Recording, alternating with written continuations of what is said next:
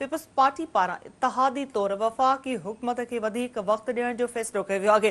कराची में CC इजलास खां पोइ प्रेस कॉन्फ्रेंस कंदे PP अॻवान शेरी रहमान चयो त वधीक हिकु महीनो ॾिसूं था हुकूमत वाइदनि ते अमल करे थी या न। शेरी रहमान जो चवणु आहे त पीपल्स पार्टी दहशतगर्दी सबबि तमामु घणो मुतासिर थी आहे।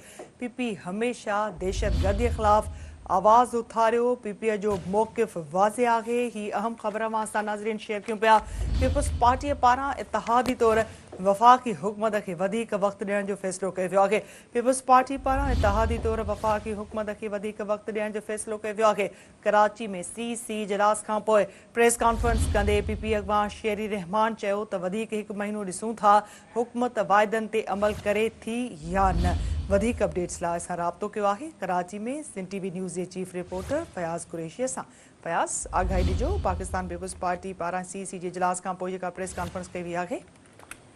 बिल्कुल निदा पाकिस्तान पीपल्स पार्टी जी मरकज़ी अॻवान शेरी रहमान, नदीम अफजल चंद ऐं उन सां गॾोगॾु शर्जील नामेमर या बिलावल हाउस ते प्रेस कॉन्फ्रेंस कई आहे। प्रेस कॉन्फ्रेंस में पाकिस्तान पीपल्स पार्टी जी जेका सेंट्रल एग्जीक्यूटिव कमेटी आहे उनजे हवाले सां ब्रीफिंग ॾिनी आहे। संदसि इहो चवणु आहे त पाकिस्तान पीपल्स पार्टी कासा साने ॾींहं जे हवाले सां जिते माज़ी में दहशतगर्दी जो शिकार बणी उते वॾी क़ुर्बानी ॾिनी आहे। पीपल्स पार्टी अफ़गान पारां दहशतगर्दी जी जेका हवाले सां CC इजलास में जेका सूरत हाल आहे उनजी मज़म्मत कई वई ऐं चेयरमैन बिलावल भुट्टो वफ़ार पारां जेके मुतालबा जेके आहिनि उहे मञिया विया आहिनि। संदसि इहो चवणु हुयो त जंहिंमें बिजली जा बिल माफ़ करणु शामिल आहे। पार्टी पारां पंजाब में बेनज़ीर कार्ड जी ॻाल्हि बेनज़ीर इनकम सपोर्ट प्रोग्राम जी ॻाल्हि वफ़ाक़ में कई जंहिंते वर्ल्ड बैंक बि ऐं ख़ासि तौर ते आलिमी इदारनि जी तारीफ़ कई आहे। संदसि इहो चवणु आहे त सॼी दुनिया हिन मसइले खे हिन प्रोग्राम खे तस्लीम कयो आहे, उनखे बहितर करार ॾिनो आहे।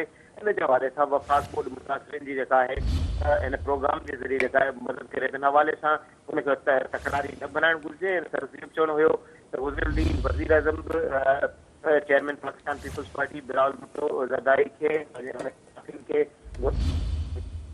पंजाब ऐं पीपल्स पार्टी हुकूमत विच में जेका सूरत हाल पैदा थी उन ते ॻाल्हि ॿोल थी। इन खां अॻु में सदर ममलिकत बि हिन हवाले सां बराई कई ऐं वज़ीर आज़म समेत मुख़्तलिफ़ जेके अॻवान आहिनि उन्हनि मुलाक़ात कयूं त न सिर्फ़ु इहो इतफ़ाक़ कयो वियो आहे त पाकिस्तान पीपल्स पार्टी हुकूमत जी जेका हिमायत करे उन्हनि खे इक़्तिदार ॾिनो त उन्हनि जी हिमायत जो जेको सिलसिलो आहे उहो जारी रखंदी। पर जेके मामला ऐं मुतालबा जेके आहिनि उहे जे बुनियादनि ते इतिहाद कयो वियो हुयो हुकूमत खे जेका इक़्तिदार ॾिनो वियो त उन हवाले सां उहे जेके मुतालबा ऐं मामला जेके आहिनि उन्हनि खे हल करण जी जेका इंतिहाई अहम ज़रूरत हुई उहे जेके आहिनि उन्हनि ते हल न पियो थिए। त इन हवाले सां जेके मुलाक़ातूं थियूं आहिनि अला सतही उन मुलाक़ातुनि में इहो इतफ़ाक़ कयो वियो आहे त जेके पीपल्स पार्टी जा मुतालबा ऐं घुर्जूं आहिनि उन्हनि ते न सिर्फ़ु अमल थींदो त इन हवाले सां हिकु महीने जो जेको टारगेट मुक़ररु कयो वियो आहे। ॿीहर CC जो जेको इजलास उहो तलब कयो वेंदो ऐं समूरी जेका सूरत हाल आहे उनजो जाइज़ो वठण खां पोइ वधीक बराई कई वेंदी ऐं फ़ैसिला कया वेंदा। बोर्ड मुतासिरीन जे हवाले सां इहो चवणु हुयो त जेके हुकूमत आॾो इहे मुतालबा रखिया विया जेके वाइदा आहिनि उन्हनि ते अमल थियणु घुरिजे ऐं जेको बोर्ड मुतासिर जेको हारी ग़रीब माण्हू जेको मुतासिर आहे त उन्हनि खे मदद मिलंदी तो ईंदड़ वक़्त में पंहिंजे पेरनि ते बीह सघंदो। त असां ॿियनि वज़ीर आज़म सां मिलंदासीं ऐं कटक जो जेको मामिलो आहे करार जो जेको मसइलो आहे उनखे उन ते जेको गौर वीचार कयो वियो ऐं पंजाब हुकूमत जेको कमु न कयो उन हवाले सां सिंध हुकूमत कमु करे पई। पंजाब जा जेके तमामु इलाइक़ा बोर्ड में मुतासिर आहिनि हिन इलाइक़नि में पंहिंजी जेके माण्हू जेको मुश्किल सूरत हाल जी लपेट में आहिनि हिन हवाले सां असां उन्हनि सां न सिर्फ़ु गॾु बीठा आहियूं बल्कि चेयरमैन पाकिस्तान पीपल्स पार्टी बिलावल भुट्टो ज़रदारी मुतासिर जेके बिल आहिनि उहा माफ़ करण जी घुर कई वई त उहे माफ़ कया विया आहिनि। अक्सर हारियुनि जो जेको तबिको जिनखे नुक़सानु थियो आहे त उन्हनि खे हारी कार्ड जारी कयो वियो आहे त हारियुनि खे इहो कार्ड जेको उहो ॾिनो वेंदो ऐं बिजली मां योजना जे करे कारखाना बंदि थी रहिया आहिनि। हवाले सां संदसि इहो चवणु हुयो त गजारी में जेका सदर आसिफ अली ज़रदारी बि वज़ीर आज़म आॾो जेके इहे समूरा मामला रखिया त बेनज़ीर इनकम सपोर्ट प्रोग्राम हुजे या मामला हुजनि त असां जेका इनखे सम्झो था त इहा आवाम जी जेका चेल जी हॾी आहे ऐं इहे मुस्तक़ माण्हुनि जो हक़ु आहे उन्हनि खे ॾिनो वञे।